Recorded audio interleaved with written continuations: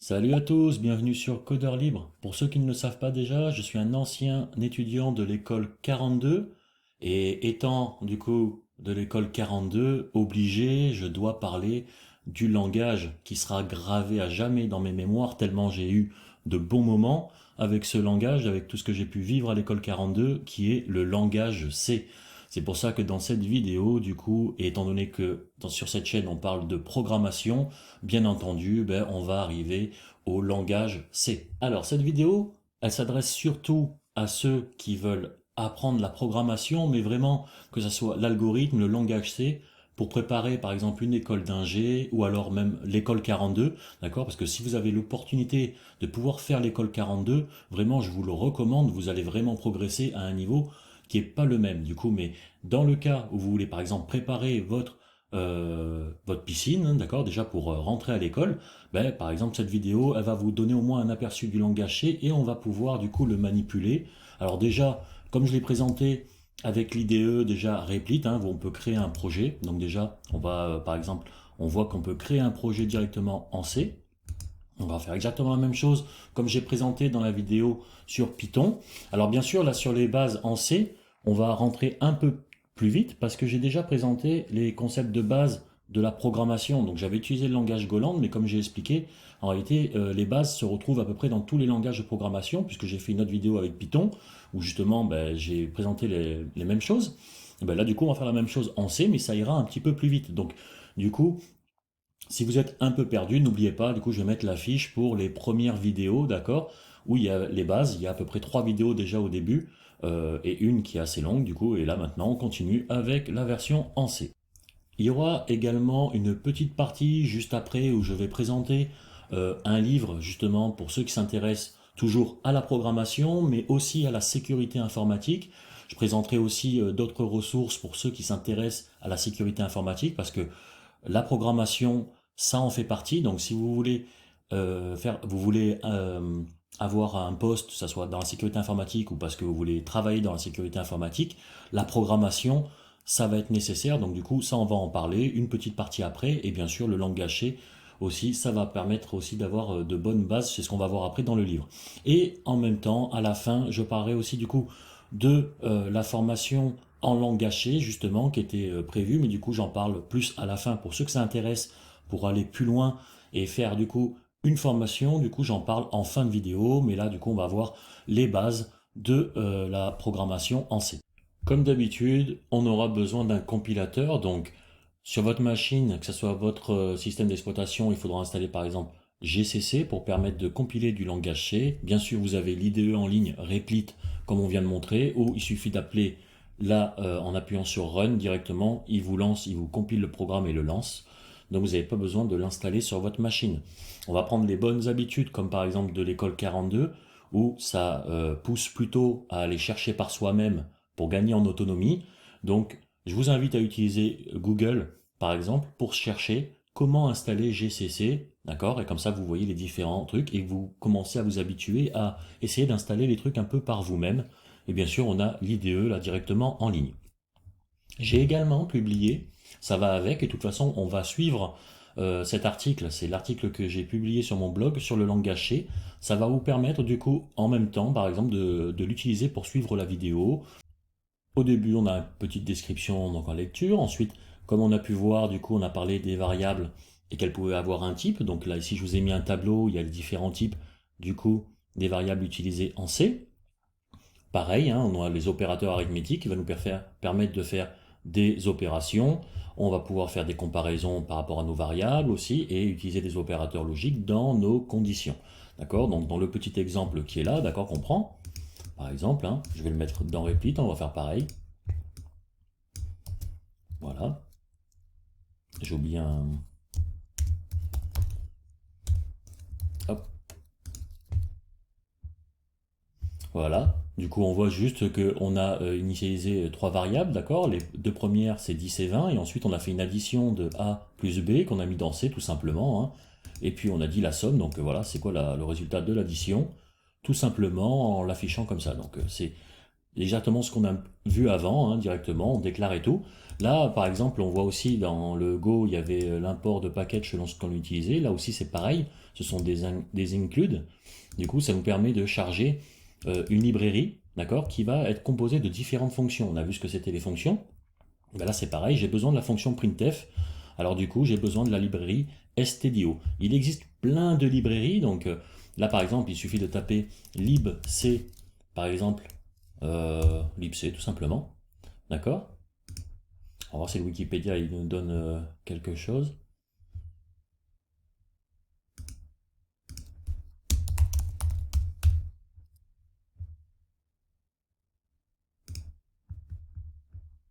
Voilà. Donc là, par exemple, vous avez toute la liste des en-têtes avec certains fichiers. Comme ça, au moins, ça vous donne une idée. Vous avez des trucs pour les maths, pour les erreurs, pour les trucs. Donc là, il y a maths pour calculer des fonctions mathématiques, nanana. Il suffit, vous faites des recherches un petit peu là-dessus. Je ne sais même pas si on clique dessus, il donne un peu plus de détails. Ah si, on a toutes les fonctions. Ah, on a plein de fonctions autre chose. Bon, là, c'est sur Wikipédia, mais il existe encore plein de trucs. Donc, il y a beaucoup de librairies avec plein de fonctions selon ce que vous voulez faire, hein, bien sûr. Donc là, c'est mathématiques, mais du coup, on va avoir le temps, on va avoir, voilà, et Stdio, pareil, qui nous permet d'avoir, du coup, par rapport aux entrées-sorties, donc d'afficher des trucs à l'écran. Oui, il suffit de faire des recherches là-dessus, vous documenter. De toute façon, je vais en revenir après quand on va parler de la partie sécurité. Les fonctions, c'est pareil. Du coup, là, je vous ai mis aussi un exemple de fonction tout bête, hein. De toute façon, il fait exactement la même chose, mais là, en utilisant une fonction. D'accord. On va regarder un peu ce que ça fait. Rien de particulier. Alors, dans cette vidéo, je vais aussi parler des pointeurs. Je sais que c'est un concept, des fois, qui est peu perturbant, parce que j'ai vu à l'école, hein, par exemple, c'est que vraiment la partie pointeur, bah, c'est une chose qui est, voilà, les élèves redoutent le plus au début, surtout quand on débute, mais j'ai essayé de faire un exemple assez simple. Du coup, j'ai oublié de. Il faut que je corrige ça parce que j'ai oublié de mettre mes includes. Voilà.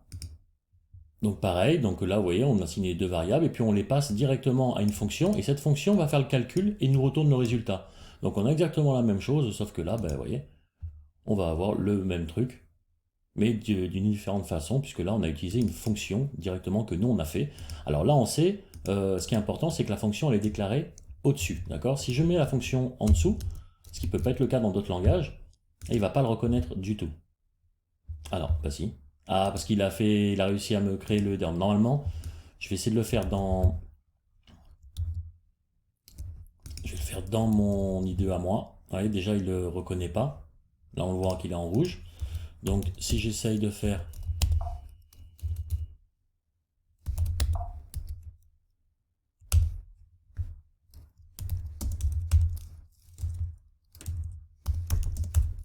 GCC first program C, voilà. Là, vous voyez, il est dit qu'elle n'est pas déclarée, d'accord. Donc, je peux faire un autre truc comme ça aussi pour la déclarer, par exemple. Là, au moins, ça veut dire qu'elle est déclarée. Donc, j'aurais pu la mettre en haut, hein. Mais là, du coup, ça fonctionne. Vous voyez, là, du coup, ça peut fonctionner tranquillement. Il y a d'autres exemples, bien sûr, dans l'article, comme on voit, du coup, ou après, voilà, avec une boucle directement, hein, où il suffit de rentrer un certain nombre qui sera, du coup, jusqu'au le nombre d'itérations, donc le nombre de fois que on va faire une instruction. Donc, ça veut dire que si vous voulez envoyer, par exemple, là, actuellement, on va juste, on va donner une série de nombres, en fait, directement, et ça va vérifier si c'est pair ou impair ce qu'on passe. Donc vous pouvez mettre 100, du coup, ça va compter de 0, enfin de 1 jusqu'à 100, du coup, et puis ça va vous dire si à chaque fois un des nombres est un chiffre ou un nombre est du coup pair ou impair. Tout simplement, donc du coup, pour vous montrer le principe avec les boucles, bien sûr, il y a le while, mais ça, de toute façon, je rentre plus en détail dans la formation, du coup, ou vraiment orienté sur le C.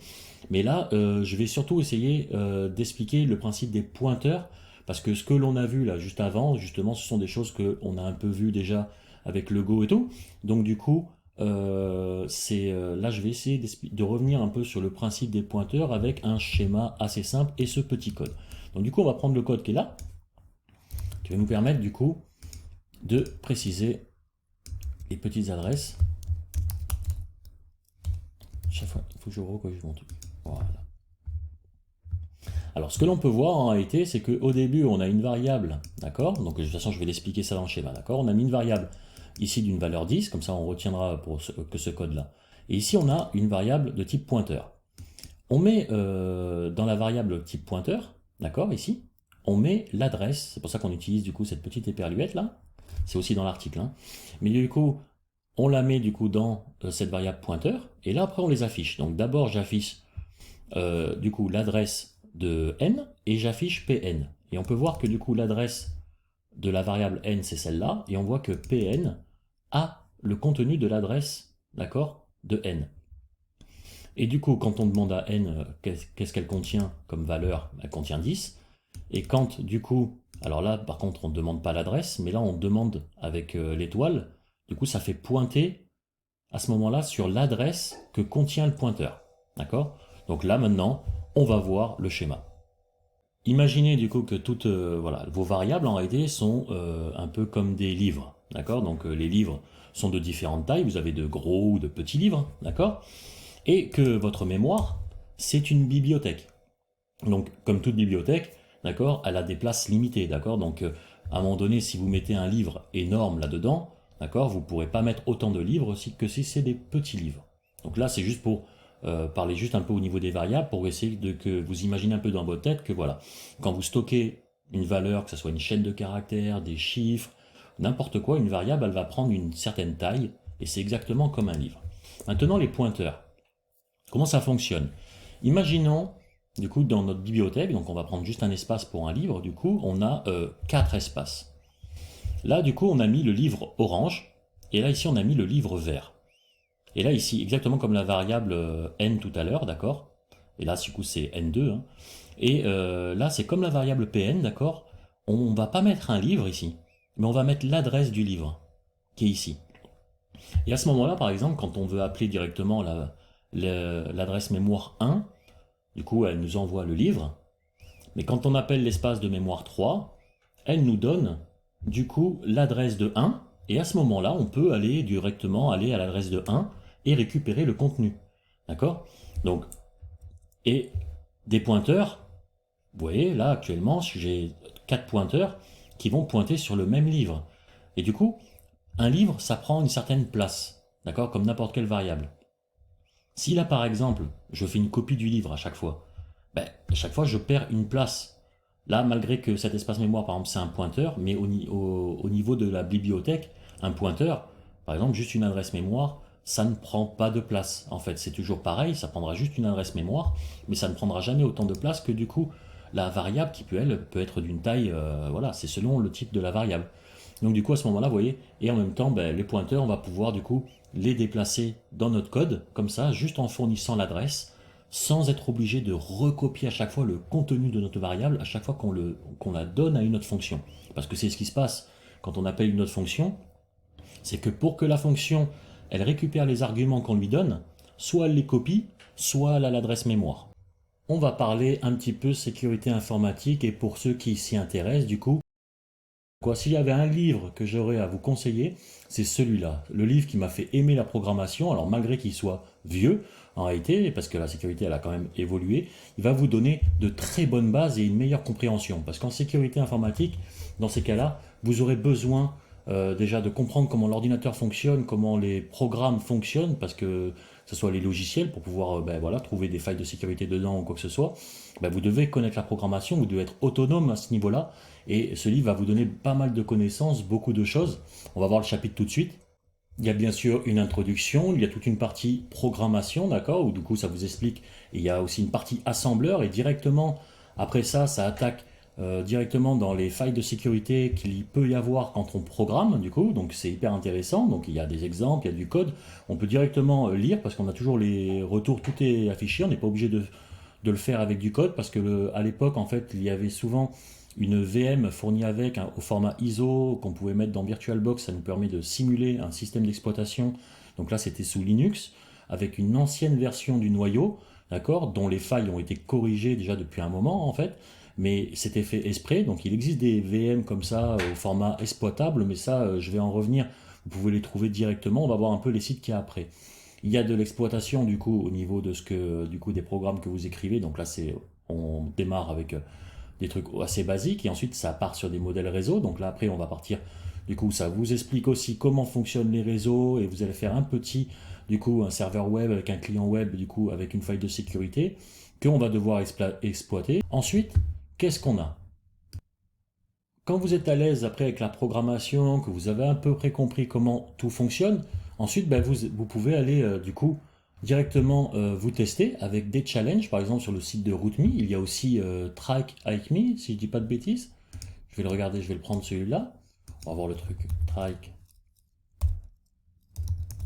Hike Me, par exemple, vous avez aussi ce site-là, d'accord, directement. Vous pouvez vous inscrire, vous avez des leçons en sécurité. Alors il y a aussi le framework Metasploit que j'ai déjà expliqué quand je parlais des frameworks et tout, qui est fait pour la sécurité, que l'on voit dans la série Mister Robot en saison 2, d'accord, pour ceux qui l'ont vu, d'accord, où on le voit utiliser Metasploit par exemple, je crois, enfin peut-être ailleurs, mais je le vois déjà dans cet épisode. Du coup ici vous avez des leçons et tout, donc pour tout ce qui est sécurité informatique. Je crois qu'il y a un abonnement pour eux ou tout, mais il y a des trucs qui sont gratuits. Je sais pas. Et bien sûr, il y a aussi le RootMe. Donc, comme on peut voir là, directement, bah, on prend le premier là que moi j'ai fait il y a longtemps. En plus, on voit, je crois, la date. 2015, hein, pour dire. Donc, j'étais à l'école. Hein, c'est le projet qu'il y avait eu à l'école. Donc, à un moment donné, bah, c'est voilà, exploiter la faille qu'il y a ici. Donc, on se retrouve avec beaucoup de ressources, donc qui peut être en français ou en anglais, du coup. Plein de ressources qui vont vous aider justement à pouvoir réussir ce challenge. Donc ensuite, dès que vous avez accédé au challenge, vous pouvez accéder aux autres solutions qui existent, qui ont été postées, par exemple, et puis après vous passez du coup à l'étape suivante et vous avez différents challenges là-dedans. Donc ils sont où les... Voilà. Donc on a en cryptanalyse, cracking, donc c'est tout ce qui est ouais, mot de passe, machin, on va avoir plein de... Ça va être n'importe quoi, du coup vous avez du réseau, vous allez avoir des serveurs, vous allez avoir... il va y avoir des tests en... Vous voyez, vous pouvez... Voilà, c'est... complètement, voilà, c'est fait exprès, c'est juste pour vous entraîner, pour tous ceux qui s'intéressent à la sécurité informatique. Du coup, maintenant, par rapport au langage C, du coup, qui était une formation que j'avais prévu de faire et d'ajouter, du coup, parmi mes formations, du coup, ça a changé, je l'ai intégré à une formation déjà existante, c'est-à-dire que maintenant, le langage C devient un bonus de la formation programmation, d'accord, parce que c'est une formation vraiment orientée au niveau programmation et algo, d'accord, donc, et là, surtout à partir du C, après avoir un peu, du coup, assimilé bien le Go, d'accord, qui va faciliter pour la compréhension du C. Du coup, après, maintenant, dans ces parties bonus que je vais ajouter, là, du coup, là, directement après cette vidéo, j'enchaîne directement sur une vidéo bonus que je vais ajouter directement à la formation. Et dans les prochains jours, là, je vais ajouter le contenu. Et la semaine qui suit, pareil, le contenu, il est déjà fini, prêt à être édité. Donc, j'ai juste à ajouter le contenu. Donc, du coup, ben, ça permet déjà d'assimiler déjà ce qu'il y a au niveau de la formation et après d'enchaîner dans le C. Et il y aura beaucoup d'exercices d'algo avec les corrigés, d'accord? Donc ça permettra vraiment de pouvoir s'entraîner pour bouffer du code, hein, parce que là, si vous voulez gagner en autonomie, il n'y a pas de secret, d'accord? C'est vraiment, il va falloir pratiquer, il va falloir coder. Donc, de toute façon, dans la formation, pareil, il y a le Discord qui est là, d'accord? Donc, c'est moi qui ai fait la formation, c'est moi qui tiens le Discord. Donc, faut pas hésiter du coup à l'utiliser si vous êtes coincé, que ce soit dans les exercices. Après, bien sûr, il y a le corrigé. Il y a un quiz aussi au niveau des bases qui vont être envoyées. Enfin voilà, c'est une formation, donc bien sûr, quiz, exercice, il y a du contenu, d'accord. Donc voilà, donc n'hésitez pas pour tous ceux qui sont intéressés pour tout ce qui est algo, programmation et langage C, et du coup, en même temps, vous aurez le Golang dedans. Donc, n'hésitez pas à aller voir la formation, je vais mettre le lien en description. Et du coup, sur cette formation, j'envoie directement la vidéo supplémentaire de cette vidéo. Du coup, cette première partie, elle est du coup pour YouTube. Et je mets la deuxième partie du coup dans cette formation où je complète. On en a donc fini pour cette présentation un peu du langage C, de la sécurité informatique. On a présenté un peu tout ça. Donc du coup, bah, si la vidéo vous a plu, n'oubliez pas du coup de liker. Si vous n'êtes pas abonné, abonnez-vous, c'est déjà fait. Ça aide beaucoup la chaîne, vous savez. Et du coup, ça me permettra de continuer à vous faire un peu des vidéos. Et surtout, si vous avez des questions ou si vous voulez d'autres vidéos pour présenter d'autres concepts, bien sûr, n'hésitez pas à le dire dans les commentaires. Comme ça, au moins, j'ai des idées pour savoir qu'est-ce que vous voulez voir et qu'est-ce qui vous intéresse. Et je vous dis à bientôt pour une prochaine vidéo.